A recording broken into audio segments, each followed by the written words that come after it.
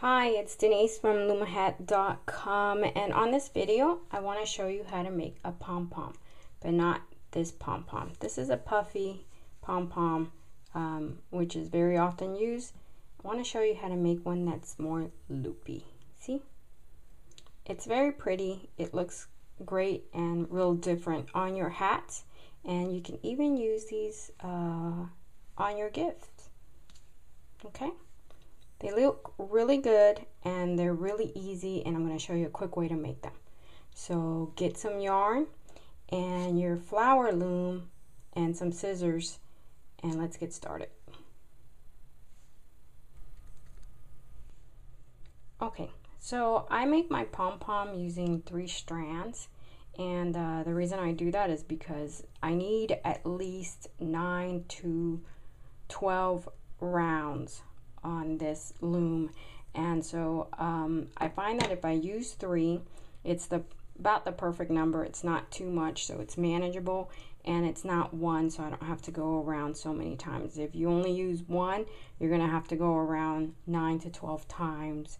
If you use 3, you can divide that into 1/3 of the time, and so that's why I use 3. Okay, but you could use 1 if you like. You start off by making a knot. Right, I don't do slip knots, I just do a basic knot, and you put it here. You don't need a major tail or nothing. In fact, the longer you make it, the harder it is gonna be. It's gonna get in your way, so you can make it pretty short.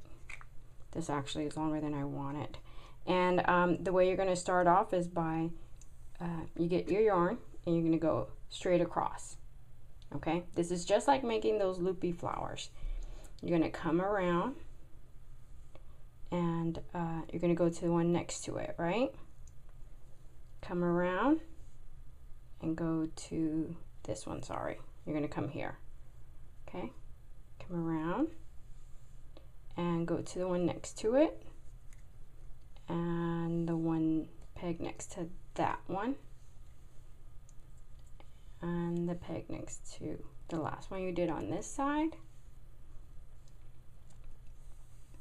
and the peg next to the one that you did last on that side. See, all you're doing is finding the last one you did and go to the one next to it, okay, to the right of it, and on this side again to the right of it. See that? That easy. Okay, to the right, to the right. And what I do is I try to keep these up top as I'm working on them, okay? And then when I do a row, then to keep from confusing one row with the other, because then you forget where you left off, I push them all the way down. Okay, this just helps me to know where I'm at.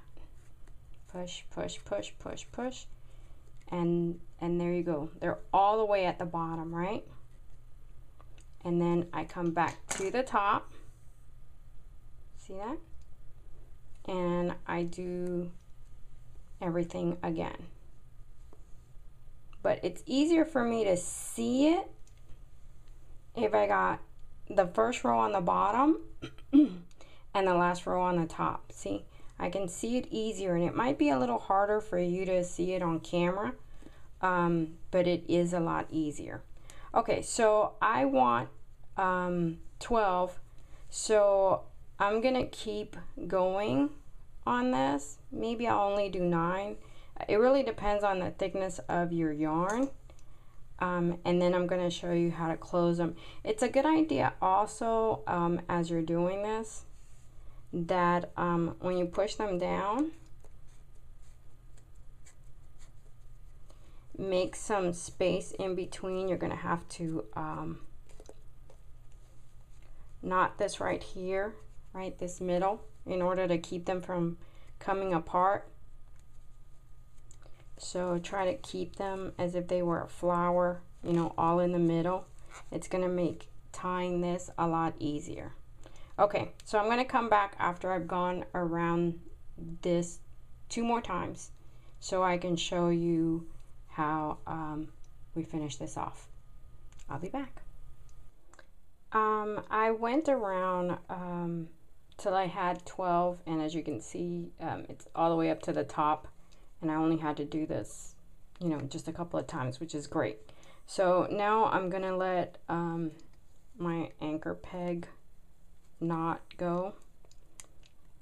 Okay, I undo the knot that easily, and I come here and I cut off a piece. I'm not gonna be knotting that with this, just because I want just one that I can manage easier. So I'm gonna cut this just long enough so that I can get it through here and out here and make a knot with this, and then I don't want to see this one. So I cut about, I don't know, 3 inches here, or 3 or 4. Like I said, just enough to get it to the bottom. Okay, and then I just feed it in between, and that can be a little tricky. Just push it if necessary. Just get your hook, and you can do it that way. And then I get this one and I feed it through a different section.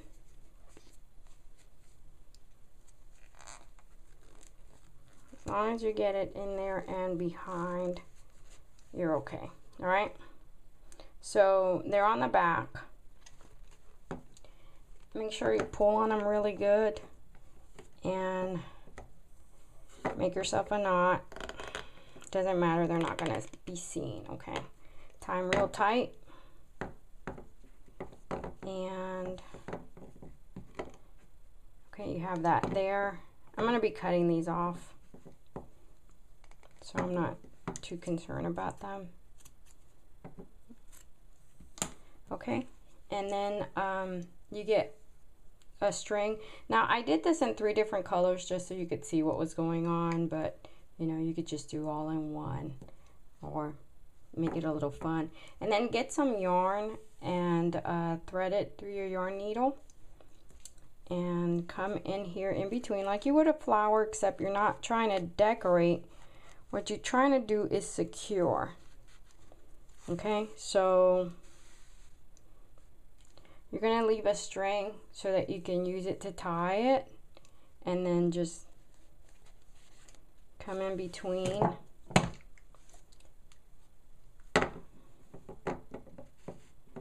Okay, and you're gonna need to make a couple of knots. So I start off with my first one, and I leave a tail so I can use this again to knot, and I make the first knot. If you don't do this right, this will unravel and you'll lose all your work. So try to make sure that you make a nice secure knot. Okay, come back and do the same. I usually do about 4 of them. Okay, you could do more, or you know, whatever you feel comfortable with, but for me that number is 4. Okay, so I'm going to do a few more of them. And I only knot like 3 times. So even if I do 4 of them, I only make a couple of knots. This usually secures your flower really good. So keep going, and every so often, you know, make a knot on the back. And then I'm going to show you how to take it off the loom. All right, I'll be right back.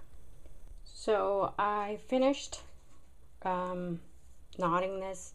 I did it a few more times, I don't know, about 5, and I knotted in the back like this. And you're going to need these 2 strings, because that way you can attach the pom-pom to whatever you're needing. If you want to make it longer because you're going to use it for gift wrap, then just keep that in mind, and maybe make the other one just as long. Okay, that's up to you, that's preference. But at this point, we're done knotting it, and so I take in the back and I cut off that other string so that now I have 2 strings. And I use these mostly for my loom knit hats, so I like to keep these 2 strings. Okay, what's cool about this flower is that the pegs come off, right? Real easy. And so best thing to do is to do, instead of next, across, and that lets the flower loose. And for the pegs that are on there like really hard, it makes things easier, okay? Because as you're knotting things, you're making the work attach itself harder to the peg, and so sometimes the pegs are hard to come off. Okay, but they will come off even if it's a little more difficult. I like doing it this way better. Some people prefer to take a hook, and after you take so many of them off, they just come off. It'll just come off itself. Okay, and then you can either leave it like this flat and that becomes a flower, but you'd have to do this a little nicer, or you could put a button on it and it's nice and thick, or you just puff it up like this. And see, now one thing that I like to do with them is I do starch them a little, because I want it to stay like this, real puffy. So I'll spray a little starch on it, or you can use glue. But see how easy and how cute these pom-poms are. I just love them. They're like really different, and when they're made thick like this, they really look good. So it's better to just put a lot of loops on it. And you don't have to go just with the flower loom. If you want to make them really big, you can use the blue loom, or I think I would stop at the blue loom, and that way you can get a really big one like this. You probably can't go much bigger than that, because the longer the loop gets, the more it wants to just lay down. These tend to stay, you know, standing up and nice and puffy. Okay, so I hope you enjoyed this video, and I'll see you on the next project. Have a good one. See you next time.